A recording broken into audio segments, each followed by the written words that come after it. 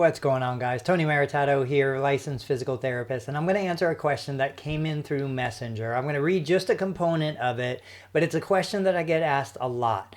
So they're asking, if I'm enrolled with Medicare and other insurances through my employer, can I still bill those same insurances through my LLC? So if you're working as a physical therapist and maybe you're contracted as a Medicare provider through your employer, the reality is, yes, you have a personal Medicare provider number, a personal PTAN, you have a personal MPI. But that PTAN is reassigned to the employer's PTAN. So if you want to bill and treat Medicare beneficiaries either on a mobile basis or if you're going to get a brick and mortar clinic, you would still have to submit the CMS 855I, which would be done through PICO. So I have videos showing you how to do that and a little video tutorial walking you through each screen in the process. It's free to apply, but despite having your own existing PTAN, you would still need to submit a new application.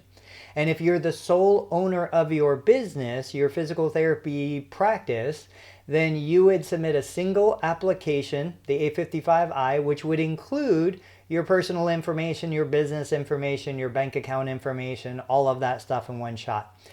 This would not interfere with your existing employment. This would not interfere with your existing reassignment.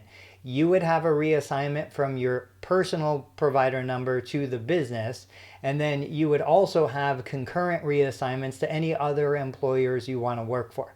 And the reality is your employer wouldn't even know about it unless you notified them about it for some reason. You would have to have access to your Medicare Identity and Access System login, your Medicare INA account, which you should have that access to anyway. So in the event that your employer set up that account for you, make sure you get access for yourself because that's going to stay with you throughout the rest of your career. And yes, absolutely. Once you submit your new 855I that gets you and your business a Medicare PTAN, you would be eligible to start treating patients in the patient's home. If you have a site that you're going to be working in, if you own, lease, or rent that space, that would be part of your enrollment. And as for the other non-Medicare payers, that does get a little bit more tricky, but it's pretty much the same thing. If you create ABC Physical Therapy, and that's your business with your tax identification number, and it has its own Type 2 MPI, then when you contract, should you choose to contract, with other non-Medicare payers, you would be associated with that new tax identification number as the billing provider. So there should be no conflict. There should be no problems going between your existing employer if you're going to work 4 10-hour. Like, we have a lot of employees that I encourage to do their own business on the side. And so the days that they're working for us, the days that they're working on their own, there's generally no conflict of interest there because they've informed me of what they're doing, and I'm more than happy to support anything that they want to do.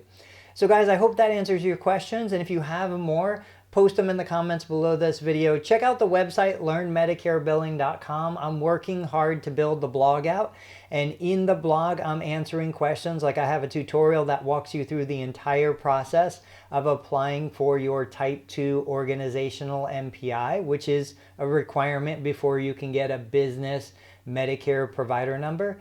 So check it out. I'll catch you on the next video. Thanks so much for watching.